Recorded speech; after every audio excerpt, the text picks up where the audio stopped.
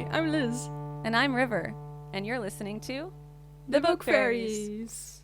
And today we are joined by Fright. Hello. Yes, I am Fright. Hi. Thanks for I'm having Fright. me on your podcast. Of course. Thank you so much for being here. This is one of our best friends, so we're really happy that you can meet them as well. Yeah. And today we're going to talk about... What are we going to talk about, Fright? The Twilight Oh, series. yeah. Which I actually think is kind of funny because in the teaser you said it was my favorite book series, which is like kind of complicated because it is like simultaneously the worst ever book series and then also inexplicably I love it. So I mean, anybody that has what's the word I'm looking for? Anyone that has an affinity, that's the word, for like Harry Potter, it's the same thing. Like, it's like, oh, it's so cringe, but like also like it's like part of your childhood. So yeah, it's like there's so many problematic things. So you should in theory hate it, but then you have like an emotional attachment to it. I still, like, when I'm feeling sad, I'll like make a cup of hot chocolate and watch like one of the Harry Potter movies. Like, that's like my comfort zone. But fuck J.K. Rowling, just by the way. Twilight's the same. Whenever I'm like upset or dysregulated, Twilight, I probably watch the whole movie series like once a month, which seems insane. But I don't know, the movies make me feel better. So Yeah. Twilight. Yeah, well, it's fun movies. It's so cringy, it's good, right? So yeah, it's they're like cult classics. Can I tell you guys a secret? Well, it's not really a secret. Absolutely. So I read all the books, and then they came out with the movies. I don't remember if all the books were out by that time, but the first movie came out, and I went with my ex, and I was so like inwardly like cringing that I left the theater. Really? Yeah, but after that, I ended up watching the movies again with some friends, and I was like, it's not that bad. Like, I had to like I have such a love for books and the way that books describe things that when they don't do it right in the movies, I'm like, fuck, this is wrong, and I get really upset. So I was just like, this is awful, and I just checked out. That's fair and valid. I remember when the movie Eclipse came out, we went to watch it and we were the only two people in the theater other than just like one like mom by herself. I was like, yeah, fair. I get that. And you know what? It was bad, but that's fine. It was still enjoyable. Yeah, as long as you have fun, right? Yeah. It's much better to have the whole theater for yourself than have it like full. At least I feel like that when you're the only one. It's I think it's like a introverted neurodivergent thing where we're just like, no people, true. like this, okay, my zone. This is the best thing that will ever happen to me. Yeah. Well, also, it's like when you're watching, I don't know if you guys are like this, but when I'm watching movies, I talk a lot. And so in theaters, I have to like stifle that so that I'm not rude to other people. But if the theater's empty, then I can just beak the movie as much as I want or make commentary like, oh, the book was different or that didn't happen that way. And like, the order is wrong. Yeah, that was they forgot to add this or this was supposed to happen. Yeah, the same thing with Harry Potter, though. It was the same thing for me because I had read up until like the fourth book, I think. And then the movie came out and I was like, Harry looks wrong, Ron looks wrong, I hate Hermione, like this sucks, like this is the worst, they were supposed to be this young. I was just like super pissed off, but now I love it. So something that's so funny about the way characters look is, so in the book, in the scene where like Edward takes Bella to the meadow to like show him, so like in the movie she is like in a like little glen next to her high school with Edward and she's like, I know what you are. He's like, say it out loud. Anyway, that doesn't actually happen that way in the book. It happens in the meadow. Yeah. They like go on like a date. Yeah. But I think the funniest thing is that the way that Stephanie Meyer, the author, describes his outfit is he's wearing like a sleeveless, open, like white collared shirt. And in the movie, he's all packed up. But he like is wearing literally like a vest. He's like wearing like an open vest and then like khaki pants in the book, and it's hilarious. I was like, why didn't they film it this way? The way Stephanie Meyer envisioned it. Yeah, and you had one job. I mean, dressing people the way that they're dressed in a book feels like that's so easy to do. Yeah. And then they fuck that up. And I'm The like, easiest why? task, I would say. It's finding the clothes. I'm kind of glad they didn't do that. Yeah, but oh that my gosh, would it not have been so funny? It would have been hilarious. Yeah. Like, I wonder, like, what movies would look like if they took every line verbatim and then just, like, transferred that onto... There'd be some really fucking weird scenes. There would. Well, especially since Twilight is apparently, like, fan fiction, but not. But also, like, based on a dream, but not. So it's just kind of like a weird Stephanie Meyer dream. And the funny thing too is that she you know how authors often write themselves into their books in some capacity. I just love how the main character is described as like the most boring, bland, like you literally would not notice her. Doesn't matter. She's like plain, but she's naturally beautiful. Doesn't wear a lick of makeup. There's like some judgy tones. But yeah, I just think it's funny that she's like described as this plain, boring nothing. You wouldn't notice her like smudge. She's just nothing. And that's just cool.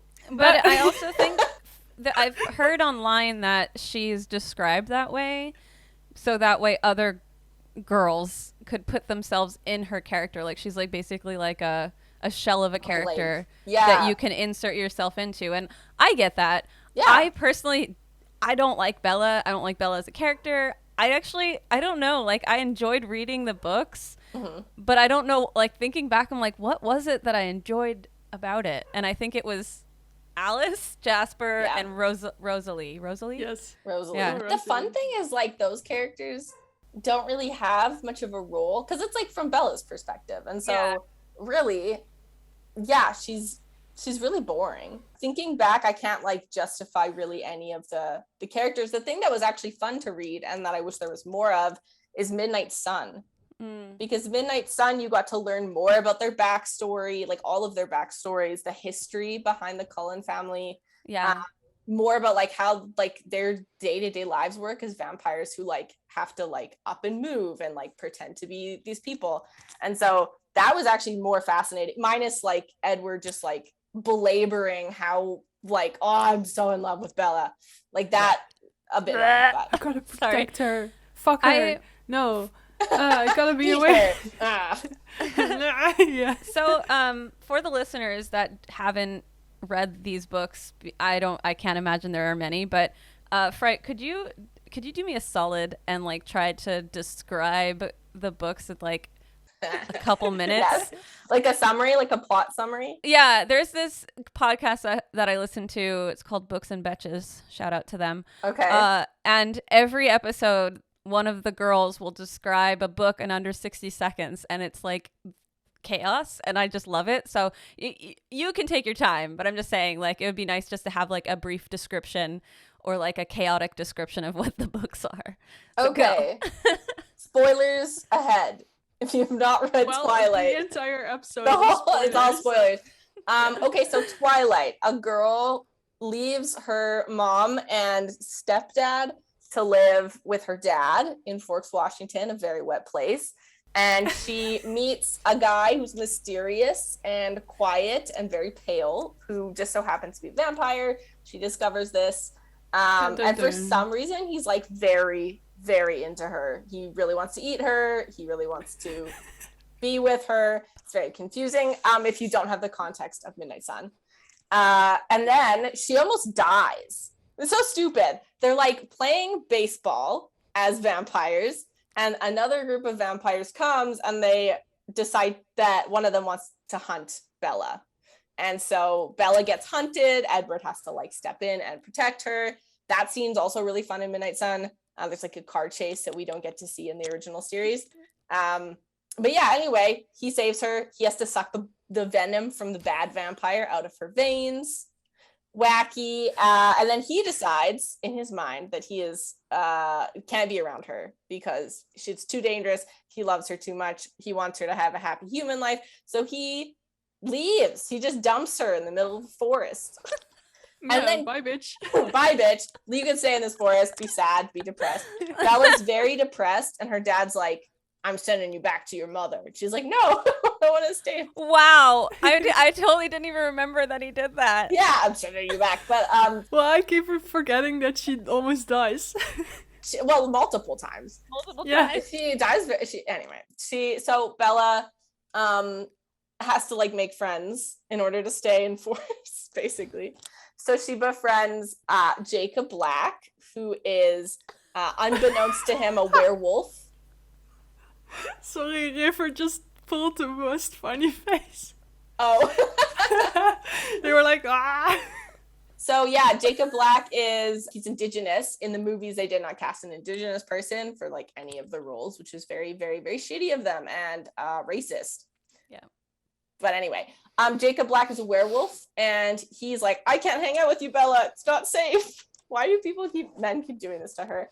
But anyway, she's like, no, I will hang out with you anyway, because I need to hang out with someone. So she hangs out with him. She's also having these weird visions of Edward, because when she's doing something dangerous, he's like, are they hallucinations or visions? Yeah. They're not visions. They're like, he's like inserting his thoughts into her, sort of. Yeah. It's like adrenaline, and she sees him. Like, he's not actually there. I was going to say, I almost feel like in the way that she described it, it was almost like he was there. He was like warning her, like subconsciously or like telepathically in some way.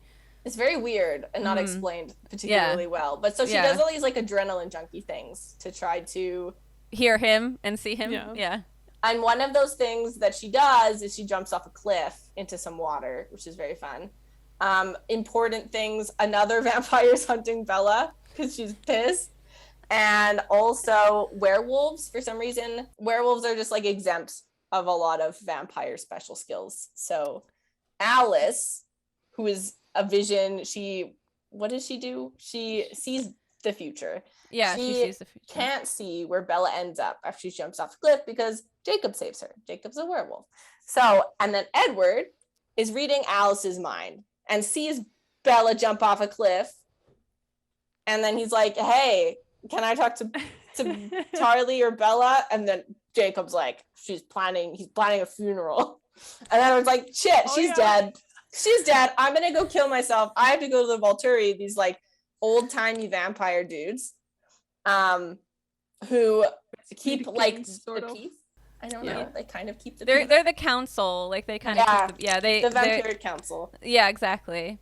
And he's basically like, cool, if you won't kill me, then I'll do something that makes you want to kill me. So he tries. And then Alice and Bella, go to save him. Okay, but like, can we talk real quickly about how stupid his idea is? He's literally just going to take his shirt off in front of everyone. Oh, look at me sparkle, bitches. Sparkling. I'm a sparkling. It's so dumb because it's not like if I saw someone sparkling in the street with their shirt off, I wouldn't be like, it follows that they are a vampire. I would be like, they're wearing body glitter. Yeah. Like, body glitter existed at the time. My first thought wouldn't be vampire. Yeah, exactly. And the other thing is like, oh, he must have been coming from gay pride or something. Like, hell yeah. Well, like, it's go also get it, reminds bruh. me of this one scene in Fresh where this one dude, he is fully covered in body glitter and he's passing around brownies that are spiked with weed. So he's dubbed the weed fairy. Yeah, I love it. Nice. Yeah, it's like, I don't know why he thought Edward is not that smart. He is, but he's not. Stephanie Meyer came up with a really terrible idea. That's what it was. That wasn't what it was. It's pretty hilarious. Yeah. So they save him. And Edward's like, okay, I guess I can't leave you because you will die either way, whether I'm here or not. So might as well. Might as well just hang out. Meanwhile, Jacob and Edward both love Bella. Well, I don't really feel like it's a love, but that's a whole other conversation. Yeah, it's super weird. Bella. And then what's even weirder, like, I know you haven't gotten to the point where with Renesmee? Renesmee. Yeah, that one. Renesmee. Ravioli. Yeah. Okay, so Jacob is in love with Bella. Okay. Wow. That's like a whole thing. But wait, so we're like skipping over an entire book. In Eclipse, Bella's still being hunted. So the werewolves and the vampires join forces, and Yeah, so this is the third book, right? yeah. And Yeah. like honestly, that is the summary of that whole book. Just like that's it. There's a fight. They kill Victoria. Oh, I guess there's a vampire army. But like that's like on the back burner. I mean, it's not on the back burner, it's on the forefront, but I don't really care. Oh. So anyway, the vampire army comes because of this vampire that's hunting Bella. But yeah, on the topic of Breaking Dawn, we're on the fourth book now. Don't they try to kill Bella and Ravioli? No, that's at the end. Okay. This is book 3. Book 4, they get married. Basically, what happens is Bella wants to be a vampire. Edward doesn't want her to be a vampire. Bella wants Edward to turn her into a vampire, and he's like, my condition is you marry me. She's like, okay, fine, I guess we're getting married. So they get married, and then they go on a tropical vacation.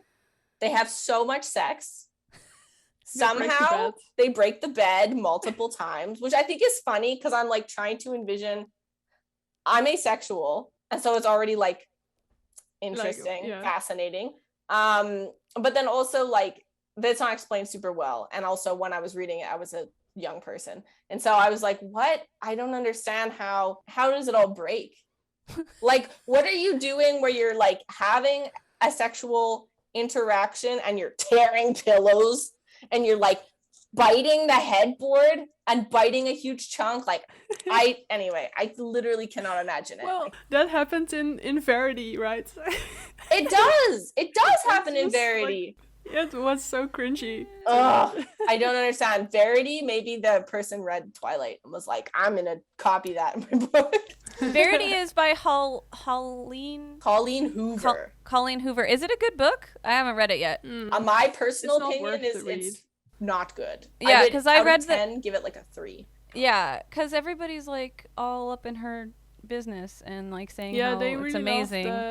It Ends With Us. Oh yeah, which I haven't read. That one, and then Verity. People are like, these books are so good, and I'm like, I guess. But I read Layla from Colleen, and that one was really cool. Oh, okay. Well, then I guess we'll have to read that one. Kind of like a hit or miss or something. Yeah, or like what you're interested in. Yeah. It's very horny. I will say that. The books are. Yeah, it's supposed to be thriller, right? But it isn't. It's thrilling. But yeah, and then Bella gets pregnant, and this is so funny to me because Edward, undead. He is dead. This is the one question that I don't. Bella, human. You'd be like, I don't understand how that can happen. The running theory that Stephanie Meyer, like, I think affirmed was that the warm tropical water warmed up his sperm enough that he could impregnate her. Yeah. Which is hilarious because then you could just be like, oh, let's just heat up this vampire and then they're fertile again. And then we have not dead. Have babies. Yeah. Very you mean like that? Wow. I thought it was because men can be fertile much longer and they don't have a cycle. You lose eggs, right? So at the end when you're going I don't know what it's called in English. The overgang. Do you know? River? Ovaries. No. When you end your cycle, menopause. Yeah. And then you don't become pregnant anymore. You don't have a period anymore, basically. Yeah. But guys can they can impregnate women still at the age of 80 or something. So I thought it was just because they can but men just stay but fertile. You have to be alive to produce them, and so like the idea is just like he's been dead for many years, and I'm trying so hard to understand it, but it's like there's no logical I don't think there is anything to understand because it just like doesn't make sense because it's never really explained the mechanics of vampires, right? Yeah, so much of this book and like any fantasy series, really, you have to like suspend your disbelief or.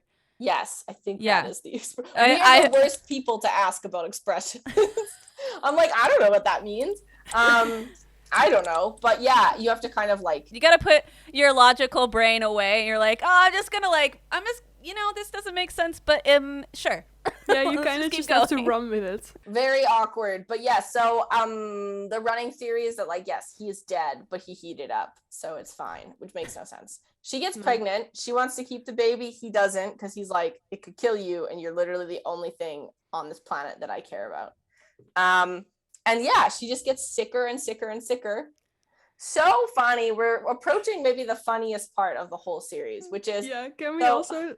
yeah. Oh, sorry. Can we also just talk about how she's standing in the mirror? Her belly is super flat and she's like, I'm pregnant. Yeah, and she's like, "Oh, I think I felt something." It's like, no, you didn't. Yeah. You're like in trimester 1 at the very That was a beginning. fart. Yeah, you have upset stomach because you ate chicken. It takes so long for you to actually feel anything when you're pregnant, like aside from sickness. Yeah, You just know? feel bad for a and while. I know with Ravioli that she started feeling things really quickly, and that Ravioli grew hella fast. So Yeah. maybe that's why. But still, kind of weird. Still very Pregnant funny. For Yeah. how long was she pregnant for? 2 weeks Okay, or something? looking up the timeline for the pregnancy, and actually the whole series is whack. Like, if listeners, if you have not looked up the timeline for how long things take, it's so funny because this all happens in a very small span of time. Their relationship, very short. The pregnancy, also very short. So, like, she's expanding really quickly, and that's probably why she gets so sick and, like, frail. She wasn't pregnant for long. Obviously not 9 months. It was, like, No. I feel like it was, like, a month or something. Don't quote me on that. But it's funny because, so, werewolves imprint on people. They feel like a spiritual, like, gravity shifting connection with someone. And Jacob's like, man, like, I think I feel that for Bella, but I don't, but I do, but I don't. The whole time he has known her, which is very strange. And then when Renesmee, Ravioli, is born, he imprints on the baby.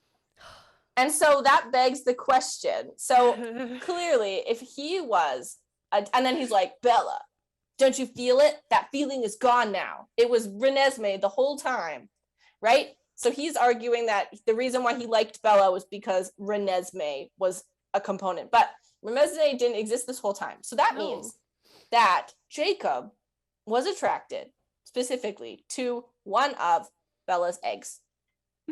Yeah, it's so weird. She wasn't pregnant the whole time, No. and it can't be related to Edward because he doesn't feel anything for Edward. So it has to be literally one of Bella's, like, ovum in her. Like, that is what he imprinted on, and it grew. And then he was like, oh, yeah, baby. It makes no sense. Oh. It makes no sense. I was voicing Jacob's thoughts. Yes, he's like, oh, yeah, I get it now. It's like, no, you don't. Also, sorry. Isn't that weird? Isn't that so strange? Like, anyway. I'm And then literally the most iconic scene enters. You imprinted on my daughter, and then You named my daughter after the Loch Ness Monster. monster. Oh yeah, because he calls her Nessie, right? yeah, which is actually like a pretty cute nickname. It's really Yeah, it cute. is. It's really cute. Yeah, he imprints on her. The Volturi, the bad guys, the vampire council, they find out that there's a baby. They're confused because you're not vampire allowed. baby. You're not allowed to turn babies into vampires. Yeah, Just for like safety reasons, you can't turn a baby. because they into a wreak vampire. havoc. Yeah, and so they think Renesmee is like full vampire, and so they're like, we gotta kill the baby, and they're like, no, she's a human and a vampire, and then Alice convinces them to leave because it will That only. was so sick, though. That was in the biggest movie. plot twist where you're like, Yeah. Carlisle dead, No, not Carlisle. everyone no. dead. You're like, no, and then it like pans out and it's Alice's vision. She's like, this is what would happen to all of you Yeah. if And you fought everyone us. was- Literally, Oh, Alice shit. is the coolest fucking character in the Alice is entire the coolest series. character. We don't know a lot about her backstory either. I'm bummed. Like, I want She's to know so more about cool. her backstory.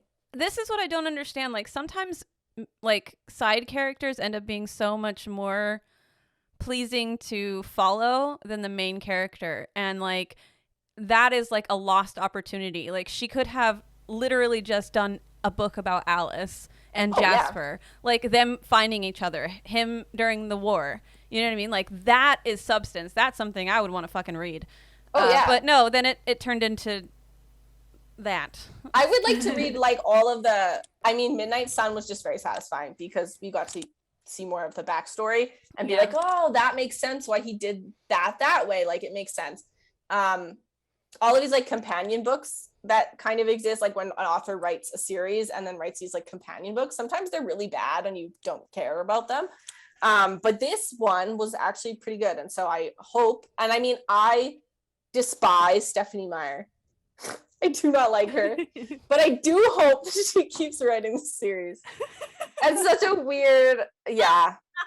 I know that's weird to say. Stephanie Meyer, I'll just unpack that really quick. Stephanie Meyer's racist in some of her actions. Okay, but I was just about to say, isn't it mildly racist or very racist that the werewolves are only from like an indigenous tribe? Like, yeah, that like plays into that stereotype of like, oh, like spirit animals and stuff. Like it, yeah, it is but rooted it's in it is. It's like super fucking rude and like I don't know. Just me reading that, even though at the time, you know, certain things about racism weren't very like at the forefront of my brain because I was younger. It still made me feel really uncomfortable because I have indigenous like DNA, and it just felt very like. Just felt gross. You know what I mean? Yeah, that whole thing. And then apparently Stephanie Meyer like also was pretty clear that she didn't want indigenous people cast in the movie. And so that's why, I don't know, racism. It's honestly racism. Yeah, but like why write about it and then be like, no, I don't actually want I don't like know. And then it's also strange, and people pointed out that like people of color in the books. So there's a black vampire, Laurent, badass. I would read a story about Laurent. Yeah. He gets killed pretty quick. They don't really flesh out his character, so that's unfortunate. Then we also have some other characters that come from, and I forget their names, but in the last book, they have to like amass a bunch of witnesses. And so they call on all of their friend vampires from around the world to be witnesses. Oh yeah, that's I remember that vampire dude. Right. And so there's that guy, he's indigenous, and his auntie is indigenous. But then also there's like the two lady vampires from the Amazon. Yeah, I was gonna say. It is like incredibly racist to have portrayed these indigenous people and also these black people from the Amazon like plant garb and like a loincloth, and they like don't talk, and they're like very like, it's very like othering. And also this idea that like if you're black from Africa, you live like in the forest and you're like in a tribe and things like, it's racist. And so that was just like portrayal in the movie that always leaves an absolutely awful taste in my mouth. Yeah. So we know Stephanie Meyer's racist. We also have to unpack the fact that Stephanie Meyer has some concerning, I don't know how to say this in the I know what you're about to talk about, and I'm really excited. She has some very concerning ways in which it's so hard to talk about this without just saying the word pedophile. No, just say it. I'm putting it out there. So in this book, Edward, yes, is 17 in body, but not in spirit. He's been alive for over 100 years. So it doesn't matter what his body physically is. He's been alive that long. So he's had all this time to mature. He is a man, and he is an adult man because of the way that he's like experienced life. And then Bella is a minor. She's underage. That also begs the question, like, that makes every vampire story maybe it's very questionable, because you have that with a lot of vampire It depends on if they're stories. minors or not. Yeah, because it that's would be true. different. Yeah. Like if it was like if Bella had been 21 and in college. Can I interrupt? Yeah, I know I talk about of course. my Sorry. No, it's okay. I'm just saying because like this is something I've struggled with too, because I have a vampire character in my book, and she ends up with a person, and they're of age. They're like in their 20s. But my vampire died in 1999, and you know, so she's like 20 years older than what she was. She was 25 when she died. So is it okay for this vampire to end up with someone that's 22? I think that like age gaps are fine as long as the person is not legally a child. Yeah. And also has had like life experience. Because like I know couples that are very happy where there's like a 20-year age gap. Yeah, between that them. sounds like a lot, but Yeah. I think with vampires, people like to portray them as being ancient or super old or like hundreds of years old, and especially with Twilight, the fact that Bella was young, it is a little bit weird. And okay, can we also talk about the fact that he like was 117 or something, right? Yeah, something like At that. the beginning of that's the different than series, he's like 40. 109. Yeah, and I also want to like state that like it's so fucking weird that he was like watching her in her room. Oh yeah. Like That's creepy. Red flag. Yeah, there's lots of red flags. Actually, so funny. Rika, my partner, had not seen the series in its entirety. So we watched it. That was a few months ago. We watched all of the movies. And Rika's comment was, wow, like he gaslights her a lot. He's like super manipulative. And it's like, yeah, he sure is. Like saying like, oh no, you didn't see that. No, you must have hit your head. Like you definitely didn't see that. oh It's like, my well, gosh. that's gaslighting and you should stop that. You're literally manipulating the person you're attracted to, so stop. Jesus. Bad. But yeah, like age gaps, I find like I don't understand why authors, this is something I struggle with shows and books. If both characters are minors or close enough in age, like a 19-year-old and an 18-year-old, then okay, cool, they're at a similar place in their life, they've had similar life experiences, and they are close in age, and their brains are still developing, but like they're having these experiences and exploring relationships and what that means. If a person is 19 and is like freshly new out of childhood and has not lived away from home and has not had all these life experiences, and then they date like a man who's like in his late 30s who has, then that starts to be like, well, why is that man attracted to that child? Yeah. He's basically a child. Like I know Yeah. they're legally of age. So that's always confusing in books and in shows. Why not just age them up? Like Yeah. in, for example, Euphoria. My question is, why are we sexualizing children when we could literally set this in college and then it Yeah. wouldn't be awkward for us, the viewers, to be like, oh, they dressed this 16-year-old in a very sexual outfit.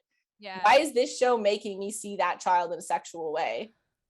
Like act literally physically having sex when you could just make them college students and then it's not. I do agree with that. I feel like I really love the show Euphoria, but like that aspect of it is something that I struggle with too, because like I'm a full ass adult and I'm like, oh, these they're people minors. are, and I'm looking at, for example, Jules, and I'm like, Yeah. I've got a tender chicken for her, and I just like Especially in the Maybe you first should season. explain Fright, I need what tender chicken is. Yeah. Okay, so we are reading, or I finished this book fresh, and Liz is still reading it. And the main character, her little sister, when she would get like, little tickly feelings in the area, she'd call it a tender chicken. Oh, that's kind of cute. It is. Yeah, so every time the main character gets that feeling, she horny. says that she has tender chicken. That's good. I should read that book. You need to. Yeah, you It's really should. fun. It's I think fun. you sent it. But yeah, I just like that. And also like just don't show me scenes of like kids having sex. I just like I don't want It's to watch uncomfortable. that. I'm not It's interested in watching kids have sex. And Stephanie Meyer is interesting because if it only happened once, you'd be like, okay, not great, but okay. But then Jacob imprints on a baby and you're like, cool. And he reassures her. He's like, it's not like that. I'm not attracted to her that way. I just like, I'll be whatever she needs me to be, a brother. That's still creepy because that's grooming. Right? Like he'll be there the and whole he's sort time. of waiting for her to grow up because he grows up like fucking fast. Yeah. So And then he's going to basically, be with her in some capacity. Have you guys read The Host by Stephanie Meyer? Well, that's what I was going to bring up next. In The Yeah. Host, another book that I love, but I don't love. The main Same. character is 17, and the man that she meets and falls in love with is in his, I think it's late 20s or early 30s. I think it's late 20s. I think he's like Yeah. 27 or 28. I think he's 28, and so he's like almost 9 years her senior. So they end up together. But then later, I don't want to explain the whole plot of The Host, but basically this alien can't keep living in this girl's body, whose name is Melanie. So they take her out of that body and they need to find her a new body. and they intentionally find someone who looks young and pure and sweet. And so they find someone who is 16 going on 17. And then she's like, oh, I need to lie and say, she's like, I'm going to lie and say that I am 17 going on 18 so I can be with my 34-year-old partner. But this is the thing in a child's body. I don't understand is that like this alien also has had so much experience. Why put her in a child body? They try to explain it, but it's like, I think Stephenie Meyer just has an affinity for pairing literal children with like full-grown adult men, which I just think is like, why are you doing that? Yeah. Creepy. Continuing on the story, so we're about to have Renesmee in the world. Oh no, we have her. She's there. Oh, okay. And then the Volturi come and they're like, we need to kill this thing because we think she's a baby. You also gotta say, like, Bella finally has a wish and she's a vampire because she was that. literally dead. Yeah, she was dead. The Renesmee broke her spine with a kick. Yeah. And she like, the scene is so dramatic. It's just like, but yeah, anyway, she dies and Edward's like, no, my wife. And so he's like biting her everywhere and injecting her heart with venom so that she like turns, and he's like, I don't know, she's turning because she's so quiet. And he thinks she's dead. And then she wakes up, she's super hot vampire and wearing bland clothing. Can we also talk about like how agonizing the process is, and like how when Edward was turned, he was like in bed for days, like writhing. Right. She's lying like perfectly still for days, and then she wakes up. She's planking. Might be because she's still sort of dead, maybe. But maybe then when the transformation has completed, she becomes alive again. I don't know. I think it's because Stephenie Meyer didn't want to like do that. She was like, I want to show that Bella is like better and different. I'm not like other vampires. I'm not your regular vampire. I'm a cool vampire. Absolutely. And then so they have to like prep for this battle that they eventually know is coming. But also Bella's super really happy. cool as a she's super cool as a vampire. I love that you just went through the entire series. I was like, sum it up, and you're like, all right, let's go through everything. Let's do the whole thing. Yeah. But they win and they get to all be happy together forever. Yeah. And Renesmee grows up very fast, and we see that in a vision, one of Alice's visions. It's really cool, like special skills. So Alice, not every vampire gets a special skill. I don't really know why. Mechanic is also not explained. But in Midnight Sun, Stephenie Meyer just kind of unpack it. So Emmett, I'll go through this. Carlisle, daddy vampire. He has extreme compassion. So that's his special skill. It just took his compassion and made it stronger. And everyone kind of just loves him because he's super charismatic. Esme, his wife, she is like super loving. So that's her power, is that she's like, they just took how loving she is and made it like tenfold. She's super loving. Emmett is super strong. He's a bear. Monkey man. Rosalie is beautiful. I feel like that's kind of a cop-out. There's like, they made her beauty more like but vampires are already beautiful, so I just think that's kind of like a cop-out. So she's extra fucking beautiful. Yeah, that's her power, is that she's just like super beautiful. Alice sees the future, as long as the future is like on that path. Jasper can change emotions. He can feel the room and then kind of manipulate how you feel, which is like, really cool, and I feel like they don't use that enough, but they talk about it in Midnight Sun, which is rad. Jasper's so there's cool. So many, except he's a Confederate soldier, so there's just so many missed opportunities with these characters that she just puts like the most bullshit excuse in place of something that could have been it's just very quick. She's like, well, I can't do that. It's like she had two good ideas and went, that's enough. Edward can read minds, except Bella, because Bella is a shield. Her power is that she has like extreme restraint, and she can like shield herself and her mind, and she learns how to like project her shield and shield her body and other people's bodies, which is really cool. So yeah, those are the vampire powers. It is like everyone has powers, but then some of them just like have really boring, like it's just not that exciting. I just wish there was a book with Jasper and Alice. Yes. It's my dog. Sorry, guys. I'm also interested in, like, I don't know. I feel like it would be cool to do like a compendium of like all of their stories, because Alice, we know that she spent time in an insane asylum. Yeah. Because she's a woman. There's like a whole history of women being put in. She had hysteria. Asylums. Yeah, hysteria or wandering womb syndrome, which men don't know anything. Doctors didn't know anything at the time. They were like, my wife won't listen to me. Straight to jail. Actually, I think uterus, or was it uterus, or is it there's like a term for like the vagine that men that came from the word hysteria. Oh, probably. Yeah. Well, I mean, a hysterectomy is taking your womb out.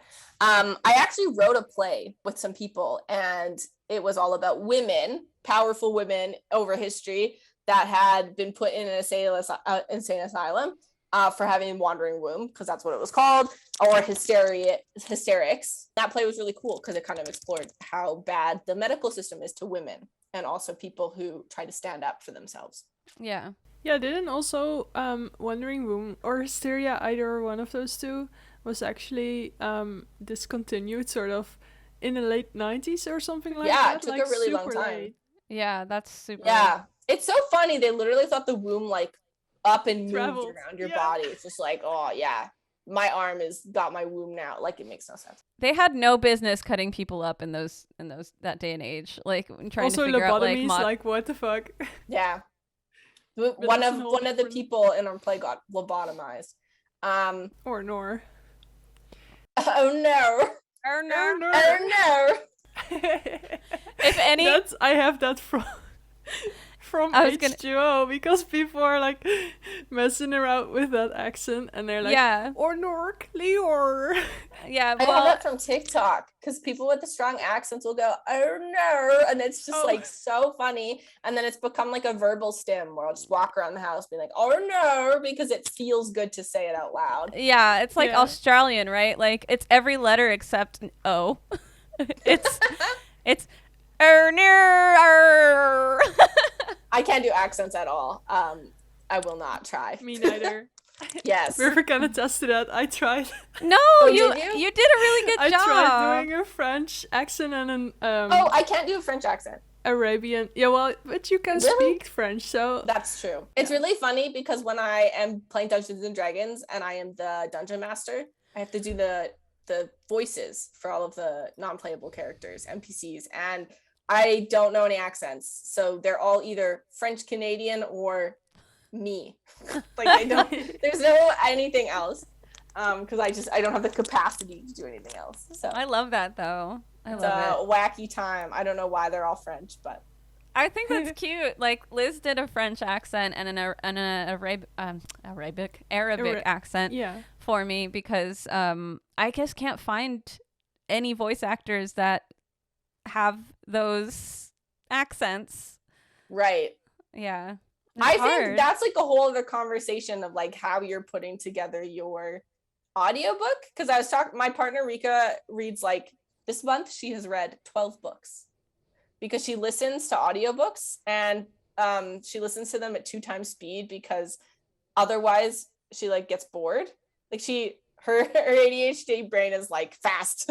So she listens to them really quickly, but she said that normally like one narrator does like everything. Yeah. And so it's like gonna be I'm interested to see or like hear about how you put together all of these different pieces together. Yeah, it's gonna be really fun, but I got the idea from a book that Liz and I listened to on YouTube. It was Ella Enchanted. Someone recorded Ella Enchanted on YouTube, and she put all the different characters had all different voices. That is cool. It was really fun. And I think like it, and also there were like sounds, which I'm very big on. Like, when I write, I need to have like the correct music for that scene. Like, I need that, or it just doesn't feel good. I don't know how to describe it. Like, and I get bored super easy with audiobooks, especially if someone has like not a that's why I don't listen to them. A pleasing voice. And so I'm trying to find people with like pleasant voices that which I'm actually quite surprised that so many people have like so much talent and they didn't know it, or they were like, oh, I've always wanted to do this but didn't think I could, and so it's really cool to see that kind of blossom. You should definitely do like a whole episode just like talking about how you're putting together your audiobook, because I think that would be very fascinating to hear. I'm excited. I am excited about it, and I'm hoping both of you guys will voice characters. You bet. But yeah, so Twilight. Something else I wanted to bring up is, so they reprinted the hardcovers multiple times. So there's like the original covers, which is your standard. There's like a red accent piece on the cover. When they reprinted them, they put movie poster covers, which I'm not a fan of. And those ones, I can always find those at thrift shops because no one wants them. But recently they reprinted them and they look garish. It's like a meme. How bad the new like mass market paperback versions of the Twilight series are. Because it'll say like Twilight. No. Or it'll say like eclipse. Or new moon makes sense. There's like breaking dawn. They've like divided it up in ways that you don't divide up words, and they look awful. And so people have been laughing about that. Oh, I can't. Do you know the little book, The Short Life of Brie Tanner? Because I keep seeing that in the thrift store. I have seen, I think, like 10 different copies of it. Yeah, well, so that's one of those companion books that I didn't really think was that beneficial. I feel like Stephanie could have just kept writing what she was writing, which was Midnight Sun. The second short life of Brie Tanner is about one of the vampires in the vampire army in the book, the third book, and she gets killed. Spoilers. She dies. Again, she dies as a vampire. I guess it's sort of in the title because it says the short life. Yeah, it's short. Or the short second life. Oh, the short second life of Brie. Does not last forever. And like Carlisle and Esme were ready to take on Brie and be like, yeah, she can be part of our family, but the Volturi were like, we need to make an example, so they killed her. So that book, I don't know. Bro. The Volturi. They're kind of fun. I think that the like makeup is wacky. If you look at what the actors look like in real life, it's funny to just compare them to what they look like in the movie with all of the makeup and wigs. Charlie Sheen was in it, and he was really cool in Good Omens. Yeah. Was he? Aziraphale. Yeah. Oh my god, I love. Oh, you should watch Good Omens if you haven't. It's I totally forgot that that's who he played. Oh my gosh. Yeah. It's funny because smashed together. Carlisle, the guy who played the actor who plays Carlisle, he seems to get typecast a lot as a doctor. I don't know why. So we watched another movie that came out recently on Netflix, actually called Countdown. Not good. Horror movie, but bad.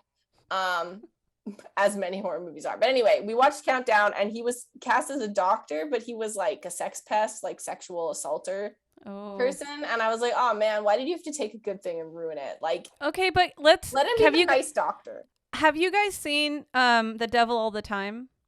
No. No, I don't think so. Okay. You need to watch it. I feel like you would really like it, Fright. It's got Robert Patterson in it, and he plays a priest. Like a really disgusting priest. And I don't know. This can go both ways. Yeah, no, it's awful. I literally now whenever I see his face, like it's just disgusting. Yeah, it's awful. And like he changes the tone of his voice, like the pitch of his voice. It sounds like I don't even know how to describe it. You have to watch the movie. But does he still have a British accent? No, it's like not Southern exactly. It's like a little Southern, but it's like high pitched, like very femme sounding. Interesting. And it's just he's so disgusting. You have to watch this movie just because you have to see the range. You have to see his range. Disgusting. Like, it's disgusting. That's a meme, right? Disgusting. It is a disgusting. Which one to use? Okay, I'll stop. But anyway, Robert Patterson was really good in The Lighthouse. I really like that movie. Yeah. He's a phenomenal actor. Robert Patterson does a really good job. I haven't seen the new Batman movie yet, but I will. And then Miss Kirsten Stewart. She was just Oh. Oscars, and she not Kristen Stewart. She just got awarded with something. I don't remember what, and she was there with her partner to be wife. And yeah, she's just very cute. Isn't that so interesting that like they were together and now she is like full on just like a lesbian. Like rocking her queer self. I love it. Like yeah. I didn't even know for the longest time until maybe like a month ago. I was looking her up and it stated that she was with a woman and I forget what her fiance's name is, but I was just like, holy fucking shit. It's what's her name all over again? Or what's his name? Sorry, I should You mean Neil Patrick Harris? No, not Neil Patrick Harris. They play in the Umbrella Academy. Yeah, Elliot Page, yeah. Yeah. So it's just like so cool to see that because I remember when like before Elliot transitioned, they had like a speech about being gay, and it was like the first time I had actually heard something like that, like a publicly in Hollywood. Yeah, and I was just like so out, like very powerfully out actors, and in Hollywood is so nice, so refreshing to see that. It would be nice if Hollywood could like make more queer movies and actually listen to queer folk about like what they want to see on the screen. But yeah, exactly. Did you guys watch Happiest Season? No, what's that? Kristen Stewart is in it, and she's looking like a fucking snack in there.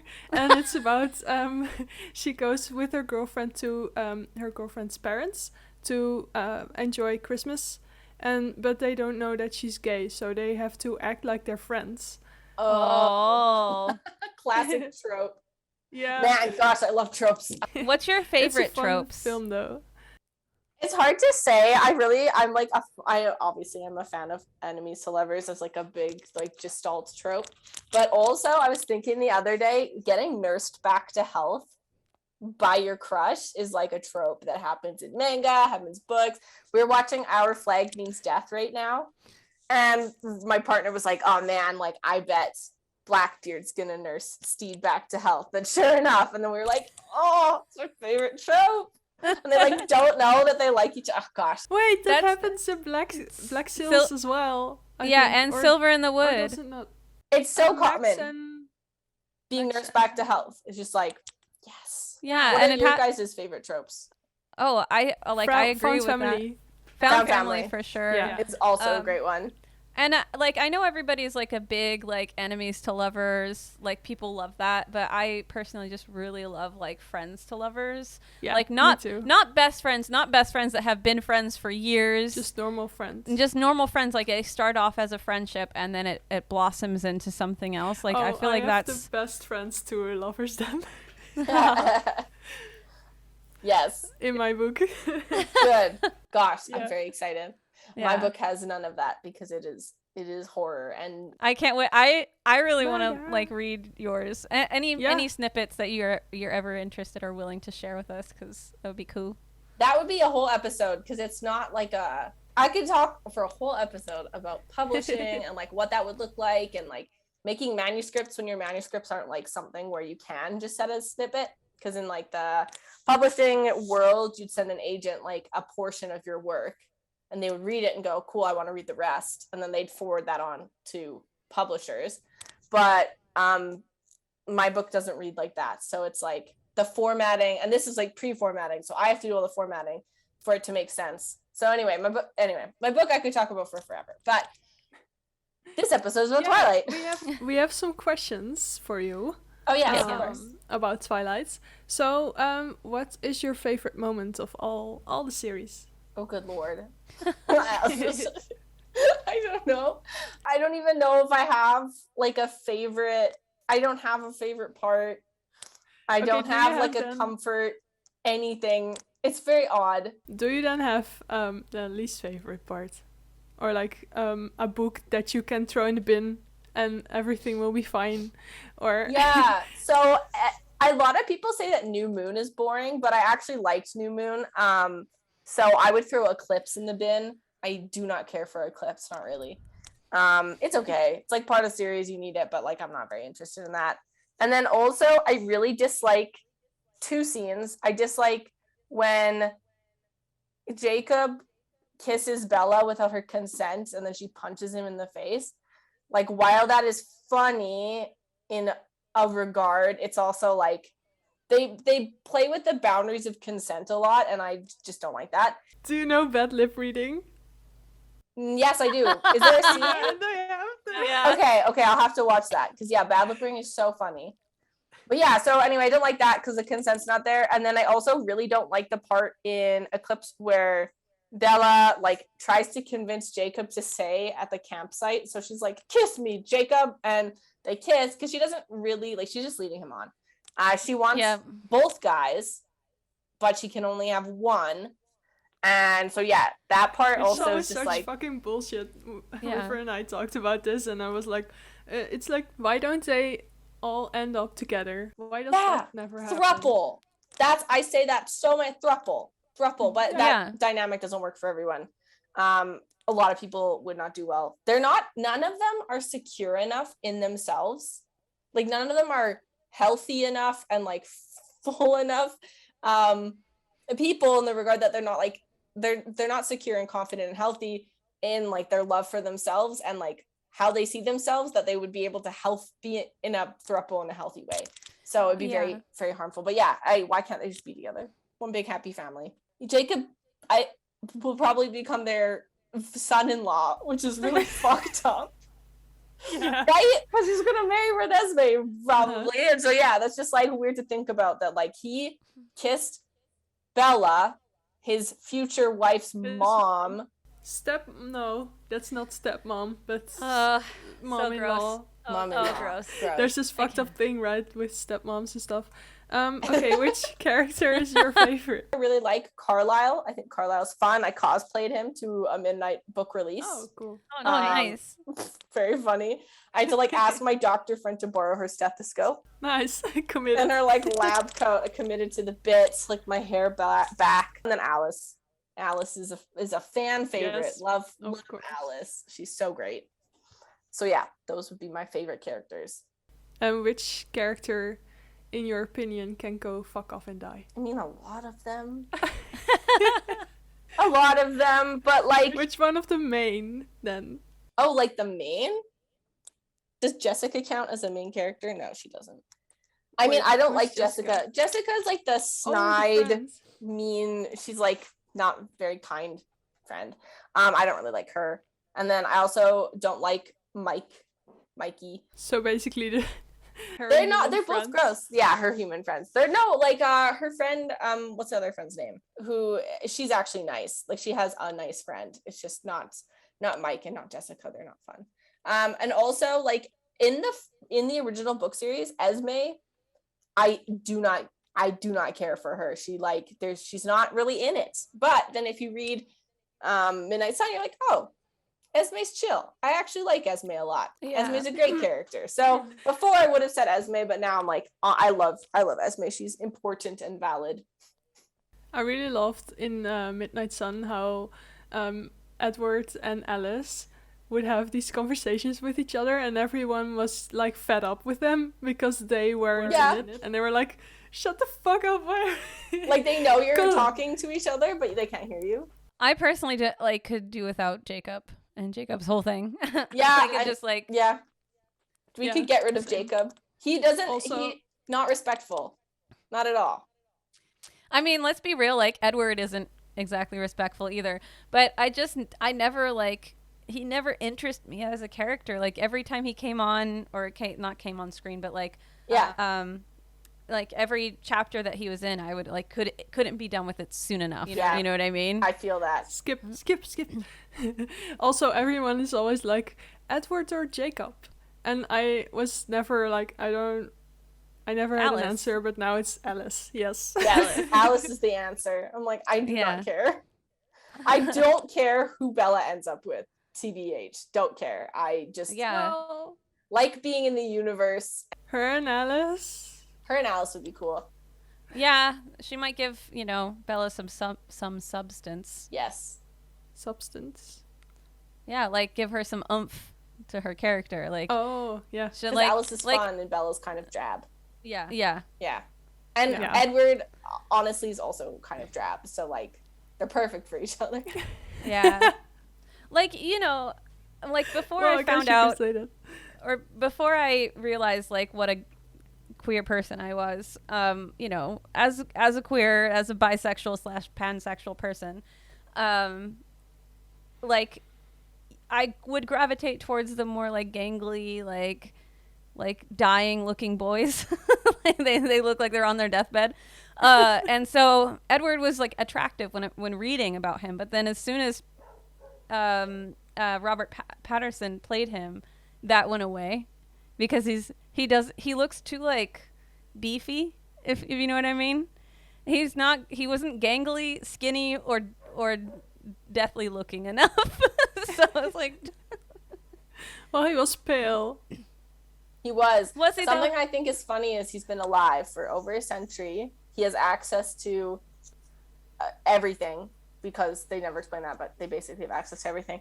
And his music collection is large, but like he's like, oh yeah, Claire de Lune, rock on. I'm gonna listen to exclusively classic music. I am so boring. He could listen to literally anything between 20 whatever and when he died. Oh my And he's gosh. like, I'm only gonna listen to classic music. You know what movie y'all should watch? What? Oh god, I just had it in my head. I hate when that happens. It's a vampire movie. It's on Netflix. I'll look it up. You guys talk. Okay. Well, if you can pick a character or a vampire in the books, which one would you like to give you immortality? Alice. Alice or Carla? I don't know why I'm I think it'd be fun. I think there's like a series on TikTok that this one TikToker does. I don't remember their handle, but they do like if they were part of the Cullens as like a Gen Z person, and like how annoying it would be to all of the Cullens. If you remember, you have to send it. Yeah, it's so funny. It's like Yes. I feel like they'd be annoyed at having a Gen Z or a Gen Xer around, or millennial around. But Also, do you know that one on TikTok where this guy he reenacts the scenes where Bella does these facial expressions Oh, and yeah. he copies them. Yeah. excellent. That was it. That was the whole thing. Okay. Yeah, there's lots of very good TikToks about precisely that. I can't find it. It's so good though. It's got have you guys watched Constantine? No. No. With what's his face? John Keanu Reeves. Travolta. Keanu Reeves. Oh wait, another vampire movie called Only Lovers Left Alive. That one That's is really it. cool. I was just about to mention that one. And the other one that's really good is the Bicentennial. So if you guys have not watched Bicentennial, it's like a really good vampire movie. Byzantineal. I English. love how we're just like sounding out things. Like I do that. Do you guys ever do this? Do you ever like not know how to pronounce a name, so you just make one up that's like Yeah, similar to but it? also, So like I you just don't- I go through the wouldn't- book. Like, I only just realized what my critique partner's like main love interest name is. I kept calling him Sial. His name is Kale. Oh, But I also think the language difference is different Yeah. because when we did Silver in the Woods, River said Tobias, but I always said Tobias. yeah, I But say Tobias. just think that's because I'm Dutch. This is the movie I'm talking about. Can you guys see Okay, it? yeah. Byzantium. Bison- Byzantium. It's like one of my favorite vampire movies, honestly. Oh, We could also cool. probably talk a whole episode just about vampire movies and the hilarity I that is know. vampire movies. We're like 8 minutes over our regular time. I know. I have to actually get ready for we're having a live show at our house tonight, Oh, so cool. I have to like get everything ready for that Nice. with Andrew. But I really enjoyed talking to you guys today, and I'm so happy that Fright came on and like Yeah. took over because I would not have anything to Sorry. say about. No, it was amazing because like you know so much about Twilight, like it is one of your special interests, which I appreciate, and I think it was super fun just to like hear your opinions and things that you enjoyed, and yeah, I don't know, you're always just such a pleasure to talk to. Thank you so much. Yes, I love talking about it, as you can tell. Yeah. So Yeah. very fun. I'm Thank very you. appreciative. Something that's so emotional is in the movies, in the last movie, they like flip to the last page of the book and they have like the last line and they highlight and then it like fades out. I always cry. And then 1,000 years that song comes on and I'm like weeping because it's like, oh, it's over. But yes, so very good. The last movie is also the best, I feel like. Because it's just so interesting to see Bella as a vampire, and it just has more interest to the whole thing, I feel like. Yeah, I get very bored during Eclipse. But all the other stuff is excellent. But yeah, thank you so much for having me. I love chatting with you guys. And as you can tell, we like go off on tangents. So thank you for being here. That's how we are too. Where can followers find you? I don't know why they would want to find me. I have a Twitter. You have Twitter. And I also have an Instagram that I rarely use. And then I also have a business Instagram because I make and sell art sometimes in my spare time. So yeah, Fright Baby. You can look me up. Or Fright Designs is my artwork that I do. They're amazing, you guys. Maybe we can post some of their artwork here. None of it is Twilight themed, oddly enough. I should do that. Oh, you should do a whole like a series, like a set of art. Yeah. I should. But yes, a collection. Okay, we'll also link your shit down below, and in the show notes. And yeah, we are the Book Fairies on Instagram and also Book Fairies. And if you want to email us, it's thebookfairies@gmail.com.